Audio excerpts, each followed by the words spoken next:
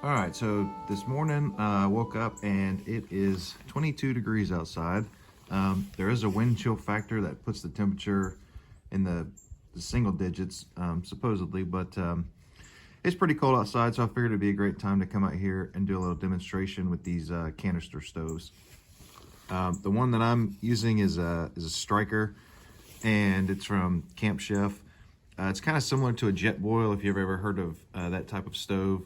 It's kind of a stove and a pot stand mixed into one, and it has a little Stryker that comes with it.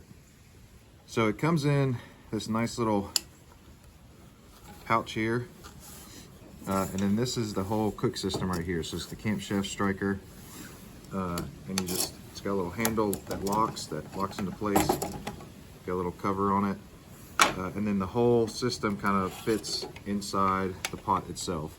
So it doesn't come with the canister, but the canister does fit inside. This is the actual stove. It's got the little regulator right there, the stove, and then the stove is inside of there, but it kind of comes inside this little pot stand. And then it has a little fold out canister stand, and your canister fits right inside there, just like that, and it kind of stabilizes it so when you're cooking it doesn't really fall down or move over on you.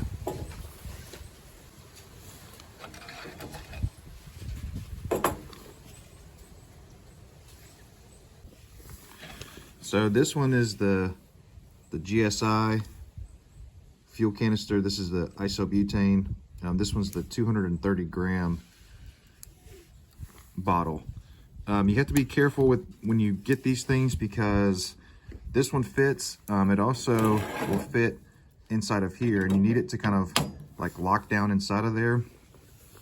Some of the other canisters will not fit.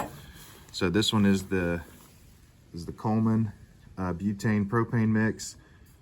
This one has 220 grams, but this one does not fit inside this ring. You can get it kind of in those first two, but you can see it doesn't fit. Even if you try to force it, I don't really want to break this thing, but even if you try to force it, like you still can't get it inside of there. So just be mindful when you're purchasing your actual canisters to make sure that they will actually fit, and it won't even fit inside of this thing either.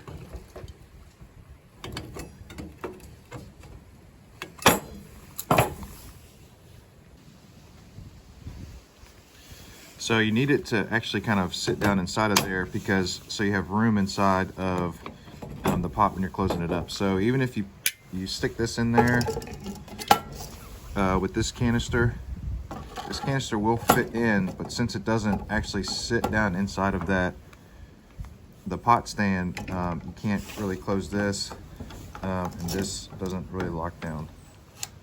I mean, you could roll with it like that, but it's not going to close the way you want it to, and it's not going to fit inside of your canister stand.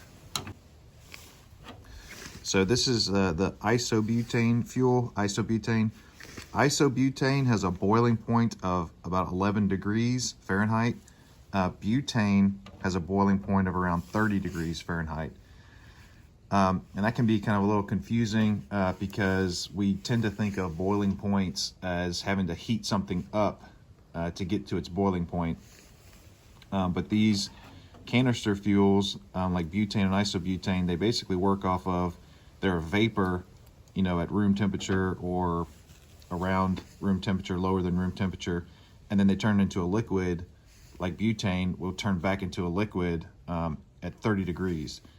So when you're using these, that you have to have the vapor, they have to be vaporized to come out. So they're in liquid form inside the canister because they're under pressure. But once you relieve the pressure, they turn back into a vapor. But when you get below 30 degrees for butane, it won't turn into a vapor, it'll stay as a liquid. And the same thing with isobutane. It's a liquid inside the canister, but once you release the pressure and it comes out, it'll turn into a vapor until you get down to around 11 degrees. So if you're going into some really cold environments, these canister stoves they don't really work as intended. But we're around 23 degrees right now, so we'll give this a try. They should work. As you get a little bit colder, they kind of tend to not be as effective. But this thing at room temperature will boil water in like 2 minutes, so it's not really going to be that big of a deal. And this pot itself, it just has these little grooves right here, and just sits down inside of there.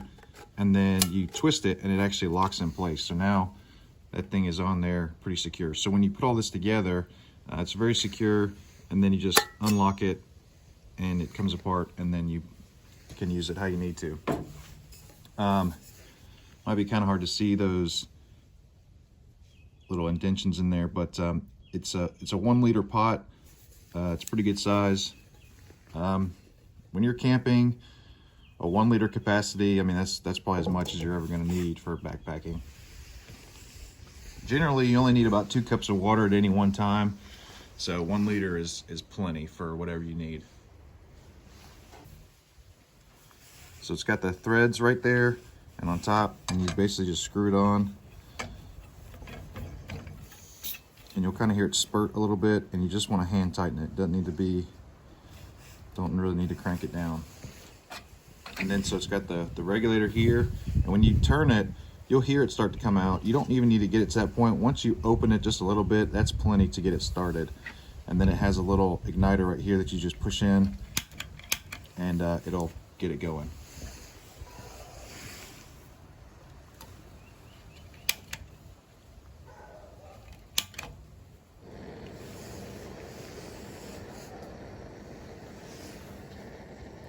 So can't really see the flame, but it is lit.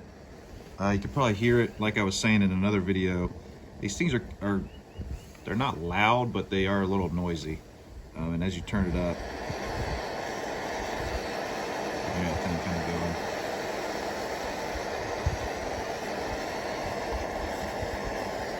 going. And this thing is basically as adjustable as you need it to be. You can just turn it down if you want something to just simmer. Turn it way down. If you want to get some water boiled pretty quickly, you can basically open it all the way up. And I can even tell right now that it's not working as well as it normally would. If this was in warmer weather, it would be much louder. But I mean, this is probably gonna be fine for what we need it for. And you just turn it all the way down, and that's it. It'll go out. Now these metal parts will get very hot. This plastic part does not. So if you needed to unscrew this right away for whatever reason, you could kind of grab it here and unscrew it. This also comes in handy when you have the pot locked on there, because you can still grab it here to twist the pot off the top. You can also light these stoves without the actual Stryker if for whatever reason your Stryker goes out. I tend to kind of light it and then just open it up very slowly to catch it, and then once it catches, then you can kind of turn it up from there. You can also just open it till you hear it and then do it like that. Either way, I think it's a little bit safer to have the flame going before you turn the gas on, but you can do it either way.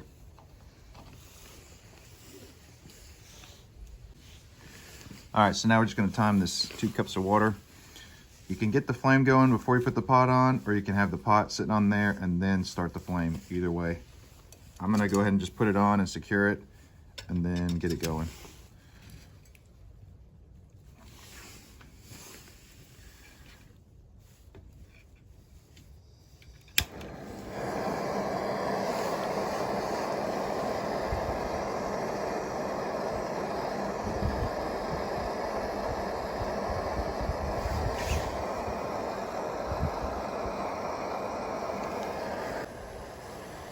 All right, so we're at 210, and we got 8 minutes, 19 seconds on the clock. So it should be coming to a boil here in a second, and we will try to stop the timer right at the boiling point. So I got 8 minutes, 44 seconds for complete boil. Take a look. You can see that's definitely a rolling boil in there. And this thing, I had this thing wide open, so. And like I said, this the metal parts will get hot, but this is locked on here, right? So you want to take it off to pour it into something. So the plastic will actually stay cool, and you can unlock it and actually take the pot off, just like that. So I kind of had a couple things going on. One, the cooler weather definitely impacted the performance, and I also had a little bit of a breeze coming through, probably around 5 miles an hour, probably less, but that does affect it. It'll kind of blow the flame to the side, so you won't get the heat going directly up. So that also affected a little bit as well.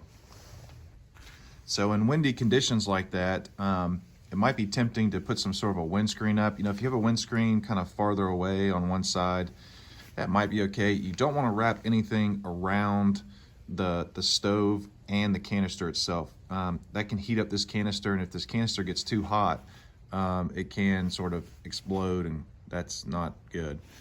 Do not expose to temperatures exceeding 50 degrees Celsius, 120 degrees Fahrenheit. So if you did get that thing above 120 degrees, it would fail, which could cause some catastrophic situations.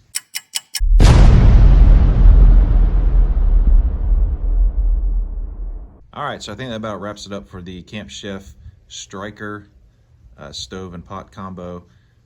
It works really well, even in cooler degrees. Obviously it's below freezing out here, and we were still able to get water to boil in a pretty decent amount of time. It's pretty robust. I mean, this handle is really nice. It locks into place very well. I've used it several times on camping trips and backpacking trips, and I've never really had an issue with it. If it gets much colder than this, if it gets down into less than 10 degrees, which a lot of people probably wouldn't be outside in less than 10 degrees, but if you get down below there, it probably wouldn't work. It would just stay as a liquid, and you'd either have to get a different type of fuel source, or you can turn these things upside down and use it as a liquid, but you have to have a special type of stove that uses liquid fuel to do that. All right, so I hope you guys enjoyed this video. I'd like to do some more camping, backpacking, gear kind of videos, especially for people who've never really been out. I think it's a good idea to get out there and at least try camping and backpacking at least once. I enjoy it. I think it's nice to get away and kind of get out in the woods. It really helps put things into perspective, and it can be enjoyable. If you're on like a really strenuous hike, it's obviously not going to be for everybody, but out camping and out on a nice hike and being out in nature is good for a lot of people. So I hope you have a great day. Please like and subscribe, and I'll see you next time.